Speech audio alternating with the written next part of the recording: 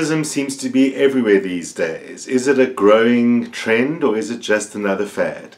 Cape Town seems to be the place to find out as eateries pop up everywhere. So I spoke to Garth Tavares, known all over social media as CapeTownVegan. You know, over the last little while, I've been becoming increasingly veganized over the last year after being a vegetarian for decades. And then I discovered CapeTownVegan. I mean, Cape Town. So it's like you putting us on the map, on the vegan map. So I thought I had to talk to you. Thank you. Especially since it looks a little bit like veganism is either becoming popular or becoming a fad. What do you think? The thing about veganism is it's been around for a very long time. And it's sort of been popular in very specific small circles. Very much like vegetarianism. Right. Nobody really speaks about vegetarianism because it's such an everyday thing. You know, so many people are vegetarian. And veganism's been around for a very long time in Cape Town. And what I've discovered is that there are very sort of prolific Cape Town vegans who've been doing this thing for a very long time. Right. Before it was a trend. Everyone now has more of a voice than what they ever had before. We have more of a platform with things like social media. Right. And I feel like because we have a choice of how we're governed, we also have choices over every other aspect of our lives, including health. And no longer are we going to be told that we have to take a certain kind of medicine or eat a certain kind of food. Because we've got access to information, in some ways it's a positive thing, and in some ways it's a dangerous thing. In terms of being a positive thing, if you have an inquiring mind, you can now Google something. You can check it out, you can read a blog, you can watch a YouTube video. And people have become increasingly aware of the fact that food and the food industry and animal agriculture in particular, they're very contentious issues. There's a lot of controversy sort of around I mean, you used the word it. industry in there, and I think that gives away. The food is an industry, and animal agriculture is an industry. Absolutely. So it's access that we have at our fingertips. And when you have access like this, it gives you choice. And I think the trend has grown because we now have choice about what we put in our bodies, about what we do to ourselves. And I almost feel like the thing about, and I keep going back to, I'm not a millennial, I'm one generation above that, I think. And I feel like it's almost a bit of a going against what industry is telling them. Right, so they're kind of defining their own path instead of... By defying. By defying industry. You know, it's cooler to drink a smoothie with your glass or bamboo straw, you know, while you're listening to iTunes on a treadmill at the gym, than it is to drink a glass of milk with... But not because it's a fad, because it actually represents a shift in consciousness. Yes, absolutely, 100%. I mean, people use this word woke these days. It's a great word. And it seems to me, I could be wrong, I could be biased, looking at social media, that one of the things that does push people towards veganism is people are understanding what animal agriculture is and what animals go through. Totally. And without social media, you know, people did live in blissful ignorance. Even if they did know, they managed to deny it to themselves. Because you don't have first-hand... I mean, when the internet first came out, you could, the best that you could get on the internet was either a static picture, JPEG form, or a GIF, you know, that moved slightly. We have access to full videos now, and I have had to defriend a lot of people on Facebook, or unfriend rather, or unfollow, because the amount of animal abuse that's been posted online by people is horrific, and people are surprised by this. It's been around forever. And it's so everyday. This is the thing. It's absolutely everyday. It's only now that we have the infrastructure to be able to support that sort of knowledge being shared. And also getting past the point where people thought it was an exception. You know, that you have these secret videos of someone sneaking into a chicken hatchery. And you think, oh, they're exposed, those people aren't living up to the standard. And then you discover that's the standard. That is the standard. That you're allowed to treat animals like that. So that's the inspiring thing. But a question I wanted to ask, and I wonder if it's connected, is that it does seem that vegans get a lot of like hate or shade thrown at them. I might get a lot of hate and shade thrown at me now, because I'm going to say that I partially understand why. And this is because of the whole analogy of the victim and the perpetrator. Right. Because as a vegan, when you become vegan, you either become vegan because of a shift in sort of choice of being healthier, or you become vegan because you've witnessed an atrocity, such as animal abuse, which has led you on the path to veganism. There are different stages that you then go through, different stages of grieving or mourning or loss, very much like when somebody dies. And one of those stages is anger. And you suddenly become very angry with this atrocity. You blame yourself for what you've done in the past, and you also then suddenly see everybody around you as perpetrators. So every single time you're sitting with your family, and your family are eating a roast lamb, you are looking at the lamb, thinking that's the victim, and the family is the perpetrator. What's fascinating is when you, as a vegan, will voice that opinion, and especially in an aggressive way, because it's upsetting what you're witnessing. Your family members and friends, or society, then see themselves as the victims being shamed, and you as the perpetrator, who's exposing them for doing something that is morally unjust. And they do feel some extent, because remember, even if they don't empathize, they understand it. Or the other way around, they might not understand it, but they feel guilty about it. But it's convenient. So people don't want to change because of convenience. Also, people have been doing the same thing forever. So why suddenly shake something up or change it because somebody else has a differing opinion? So I think vegans, myself included, get a lot of slack or flack because of the way in which advocacy is carried out. And I use the word advocacy because I think it's a far more powerful word than activist. Activist just sounds like a naughty rebel. Activist is, I think, a very dangerous word. And, you know, with what I've done, and we'll get into all of that with the whole CapeTownVegan thing, is I've made sure that my focus, whether good or bad, it's just a personal thing, is not on animal activism or even animal advocacy. And I'll tell you the reason why. There are lots of people out there, friends of mine, who are involved in animal activist groups, or even they are advocates, and they do a remarkable job. They do the most incredible work that I would not be able to do because I'm not strong enough to stomach it, to witness it. And I've never been asked, as well, to be involved. And I'm okay with that. I feel like what I've done, by simply promoting good food in and around the Western Cape, Cape Town specifically, is a form of advocacy. Very much so. I mean, I was actually thinking of that about your channel anyway. You wouldn't really think of it per se as it's telling you vegan restaurant. It's just these amazing places that you eat at. Everyone I speak to goes, I could be vegan except for cheese. Everybody is cheese. The secret duck is the except for pizza, is what they really mean. Completely. But it's, I mean, people are obsessed with cheese. And it's because of the casein in the cheese that is incredibly addictive. So apparently males struggle with it even more than females. They're addictive. That's why, like, for dairy, I mean, people say, oh, you know, I don't drink milk, and I don't do this, and I'm not a big yogurt fan, but cheese. Everyone's but cheese.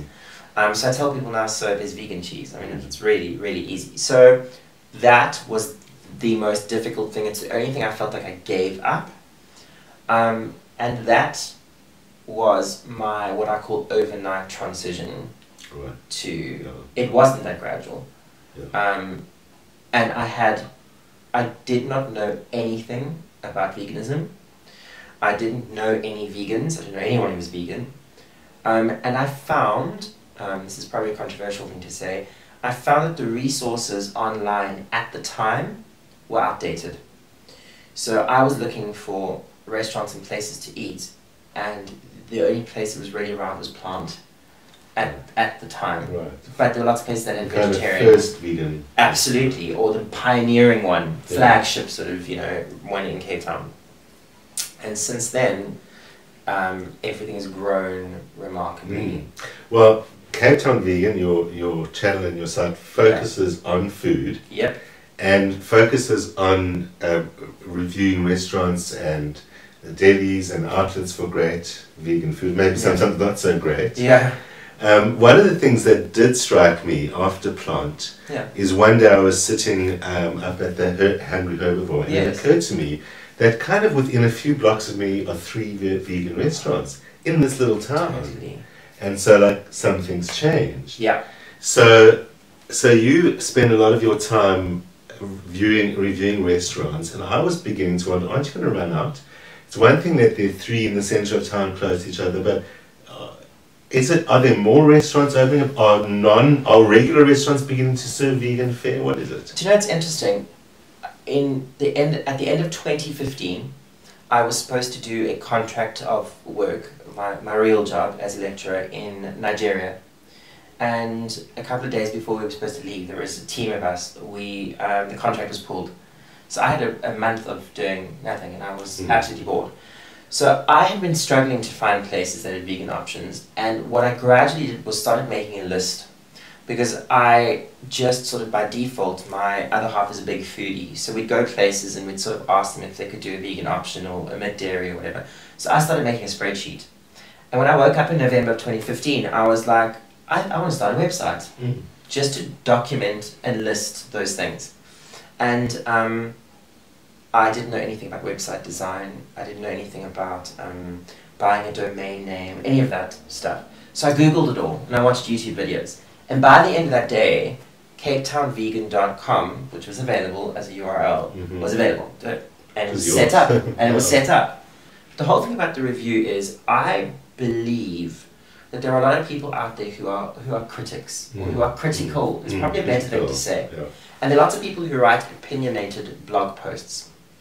And I thought, I don't want to be another one of those people that flounces into somewhere, rips something apart, posts about it, looking super informed and qualified, when in actual fact they aren't. So from the beginning, I sort of brought myself down a few notches and said, I am not an expert, and I don't think I am. I still don't think I'm an expert. I'm an everyday guy, and I want one thing. That's why you're my expert, you see. Absolutely. I want good food that's of good quality, that's consistent, and that's affordable. So if the food's good and I go back again and it's inconsistent, that's going to piss me off. If I feel like I'm being ripped off by your vegan option, I'm not interested. No. So I started seeking places that were good. I found a few bad places, and it's interesting that you mentioned earlier, you said about maybe some not so good experiences. No. I've chosen, because it's my website, I can know what I want, I've chosen not to list those places. And then I started thinking, like, what did I need because this was now a year into being vegan. So I thought, well, what did I need when I became vegan? And I thought, well, first of all, I want to know what suburbs have what restaurants. So there's a page on the restaurant called Eateries by Suburb. So there's City Bowl, there's Atlantic Seaboard, there's Southern Suburbs, there's Northern Suburbs, and there are a few in the Northern Suburbs, which is, would you believe it, beyond the Boerewors coast. And it's happening, it's totally happening. And then I thought, okay, that's fine, but what if you're a tourist? A tourist doesn't know what Atlantic Seaboard is. Yeah. So then I did something called Eateries by Map, and I actually imported a map onto the website. So if you are, like you said, you're sitting at Hungry Herbivore and there's 3 restaurants, there are about 8 or 9 restaurants around that area. Wow. So if you go and look at that map, and you know, like, I'm staying at number 34 Long Street, you can see all those places dotted around. You click on the arrow, and it brings up the name of the restaurant. Well, that was the striking thing to me about your website, was it's real and practical and useful. You know, it really is that. It's like, unlike, as you say, most food reviews I've ever read or seen, it's like when you're watching something that's got nothing to do with you. Yeah. Whereas with you, it really does have that feeling of, you can help me experience the fact that veganism means no loss of quality to your food lifestyle, no loss of deliciousness, no loss of opportunity. I mean, the variety of vegan food, and vegan food that satisfies people who are used to a more traditional Western cultural palate is remarkable. What's really interesting for me is I'm not a big salad person. Yeah. So like, I mean, I'll eat a good salad, Yeah. but like, I think of salad as being like a side dish. So people's first, like my preconceived sort of notion of veganism before I was vegan was salad. Yeah. I eat the most amazing food. Yeah. And, but to get back to your question about, am I going to run out of places? This is not an exaggeration, this is the truth. I have a list of 70 restaurants / eateries / coffee shops that I've yet to document on the website. Wow. Because I don't have time.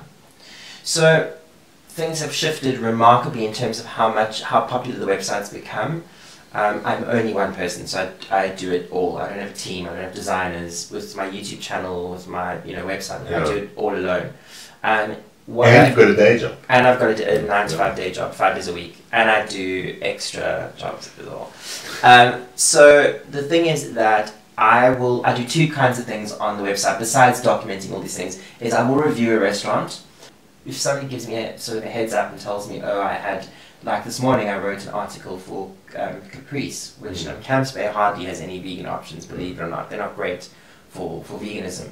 But Caprice has just put 2 vegan options on their menu.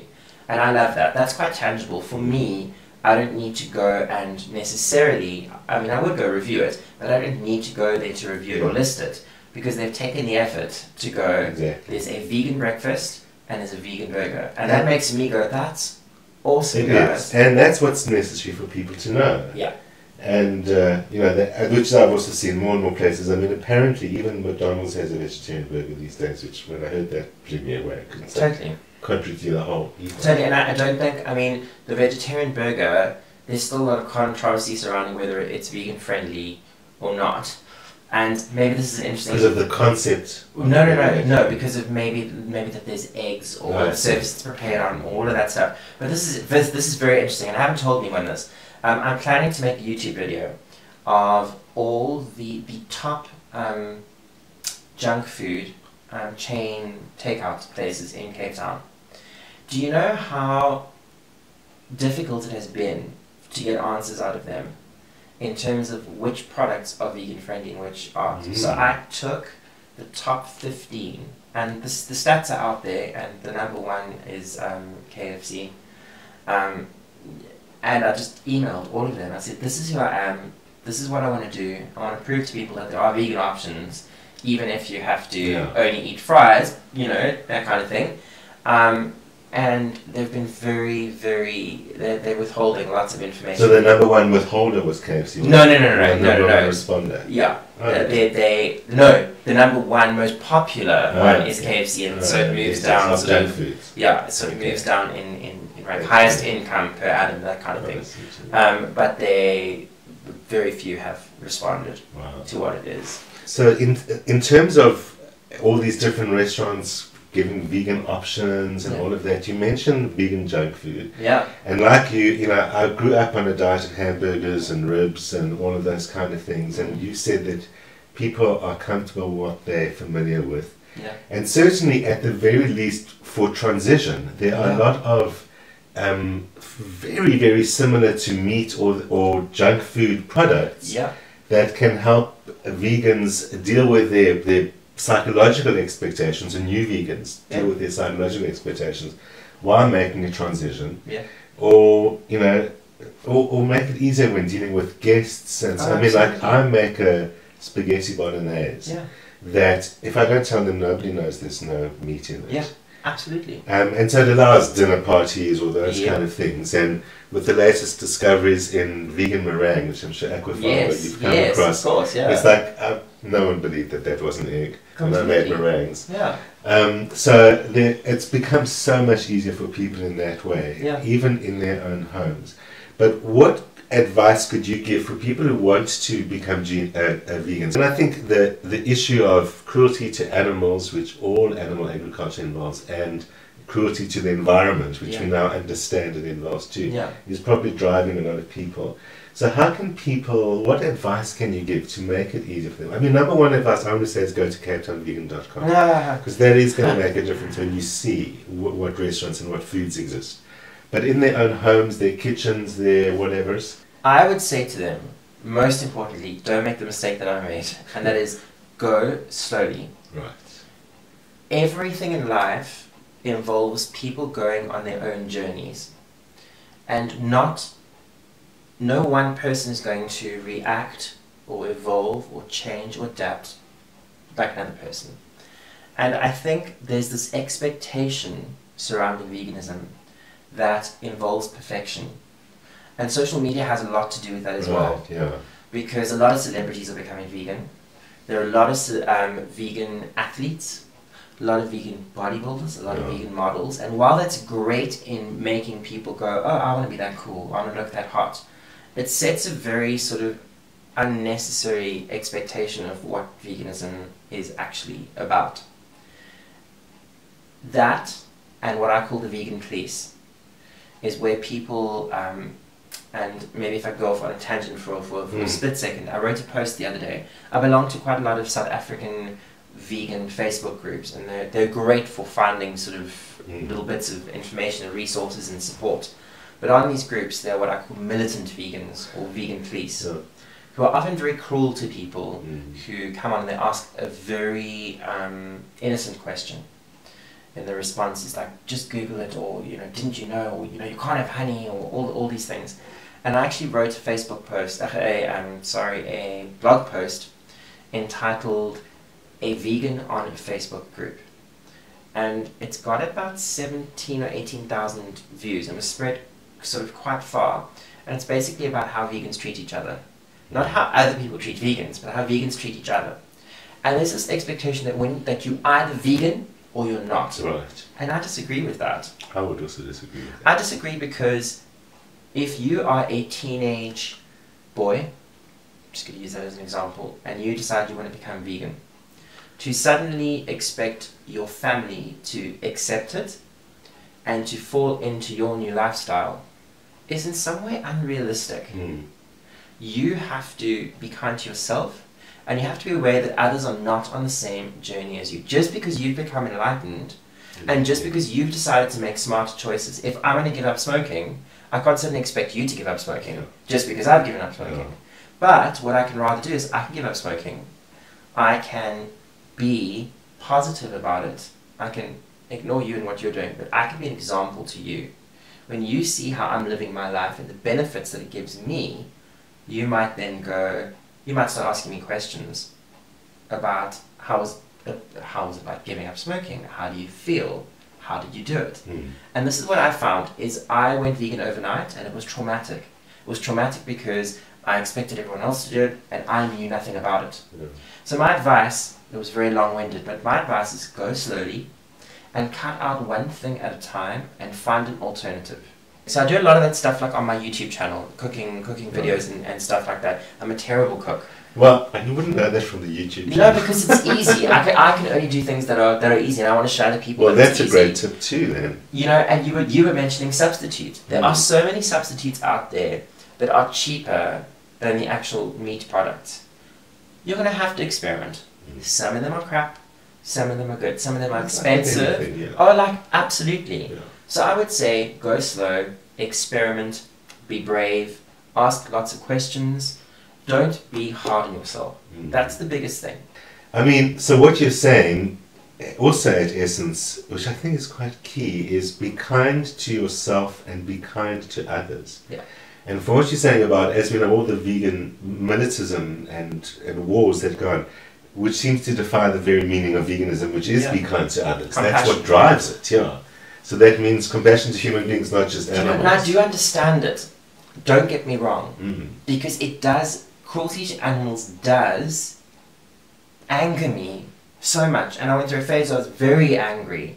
I had a discussion with someone who's been vegan for a very long time, and they went through a very militant stage. Because you want to shake people and go, do you know what you're doing? But people don't. Yeah, I didn't know.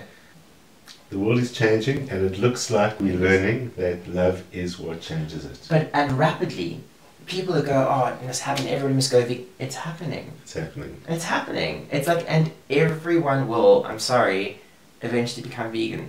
You know, people watching this are going to, I'll never become vegan, it's not going to happen.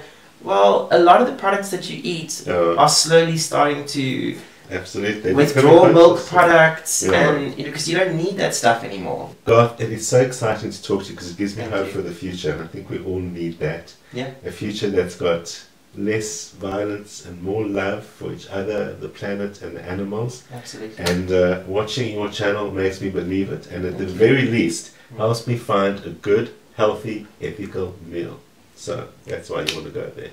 Thank you. Thank you very much for having me. Great. Of course, you can follow Garth on Facebook and on Instagram, and go to his website where you can see that incredible growing list of resources for new and old vegans to really get good quality, delicious nutrition. We will be back next week, Friday, the usual time. See you then.